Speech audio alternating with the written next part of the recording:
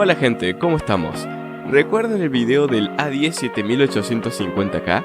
En ese video activaba algo llamado Dual Graphics para probar el procesador, pues la opción de Dual Graphics fue creada para combinar la potencia de los gráficos del procesador y los de una gráfica dedicada para mejorar el rendimiento, pero esto depende de la gráfica dedicada que se utilice. Por ejemplo, si utilizamos esta opción con una RX 480, los gráficos integrados del procesador van a hacer cuello de botella con los de la RX 480, haciendo que este funcione más lento y quitándonos FPS en algunos juegos e incluso causando tirones. Pero ¿qué pasa cuando la gráfica que se utiliza va a la par en potencia con los gráficos dedicados? ¿Se obtienen más FPS o da enteramente igual? Eso es lo que vamos a ver hoy, ya que un amigo me ha prestado la R7 240 de 2 GB de MSI.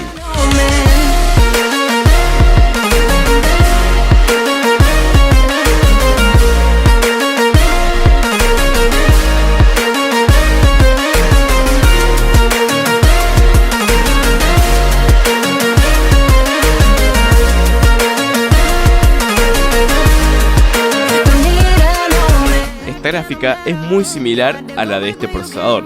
De hecho, la gráfica integrada de este procesador también es una R7 y la máxima cantidad de memoria que se le puede asignar también son 2 GB, así que va perfecto para estas pruebas. Sin más que decir, comenzamos. Antes de las pruebas, aclaro que tuve que grabar con el programa Action, ya que Radeon me dio muchísimos problemas para poder capturar la pantalla. Entonces quizá haya algunos que otros FPS menos vistos en la prueba, pero sin grabar capaz se obtienen algún que otro FPS más. Sin más que decirlo así, empezamos. Comencemos con Fortnite. Con la gráfica dedicada sola y los gráficos en mínimo, los FPS van desde los 28 a los 35, con algunos picos de 45. Aclaro que la calidad de imagen en realidad es mejor, solo que para grabar tuve que poner la calidad al mínimo para evitar que tenga mucho impacto en el rendimiento. Y con los Dual Graphics el rendimiento mejora, ya que casi siempre estamos rondando los 40 FPS y muy pocas veces baja de 35. Sigamos con Rocket League. Con los gráficos al mínimo y con la gráfica dedicada sola, el rendimiento es bastante decente, ya que se mantiene en los 50 FPS estables, como mucho puede llegar a bajar a los 45, pero no más de eso, y en el modo Caos 4 vs 4, que es el que más requisitos consume. Si en el clip se ven algunos tirones es porque la partida tenía bastante lag por el internet peruano. Y con los Dual Graphics, en este caso me sorprende, pero el rendimiento es inferior, ya que los FPS no son tan estables y van desde los 40 a los 55, pero varían bastante más.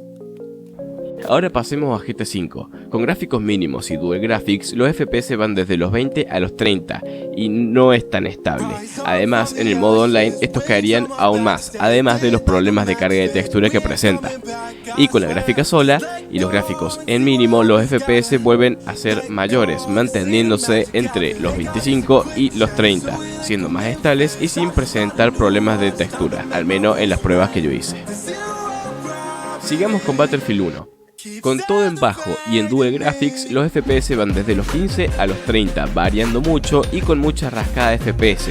Si se lo tolera, lo considero jugable. Yo he jugado de esta forma y peores calidades incluso. Y con la gráfica sola, en la misma calidad, los FPS son más estables, entre los 30 y 26, aunque hay algunas rascadas a 15 u 8 FPS, pero es más jugable. Pasemos a CSGO. Con todo el mínimo y en Dual Graphics casi siempre está entre los 40 y 30 FPS, pero en el momento de muchas físicas o humo estos bajan considerablemente dando muchos tirones y su media final de FPS fueron 35.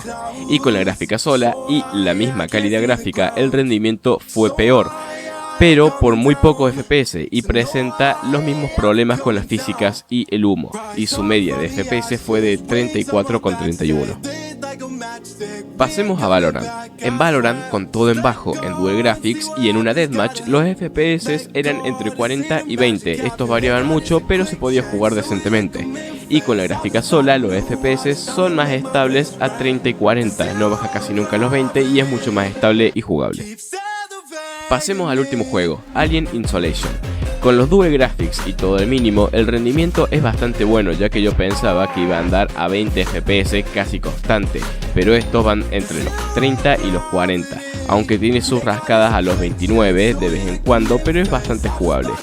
Y yo sé que quieren ver la prueba con la gráfica, pero en Action se puso pendejo y no grabó nada de esa prueba, y yo me puse más pendejo porque olvidé verificar si lo había grabado o no, entonces esa se la debo. Bueno, ahora pasemos a la conclusión.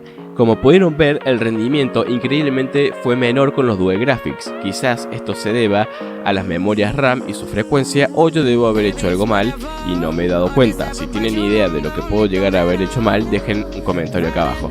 Pero si hice todo bien, entonces quiere decir que la gráfica rinde mejor por sí misma y funcionaría mejor con una gráfica de gama un poco más baja.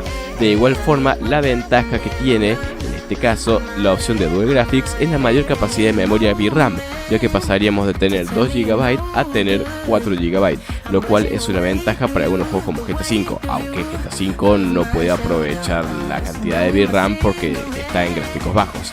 En mi caso, si yo tuviera que elegir, usaría la capacidad de la placa gráfica sin Dual Graphics, ya que me da un mejor rendimiento y puedo aprovechar mejor las capacidades del procesador. Y ahora que lo digo de esta forma, puede que eso puede haber llegado a perjudicar las pruebas. Usar los Dual Graphics capaz que haya acaparado un poco más el procesador y entonces no dio todo su rendimiento. Además de que estábamos grabando en Action, y Action tengo entendido que usa el procesador para poder grabar mejor las pruebas. Entonces, bueno gente, hasta acá el video. Si les gustó, dejen un like y comenten qué más les gustaría ver en este canal. Y si les gustó el canal, suscríbanse, no sean turros. Esto es GameTech, bye.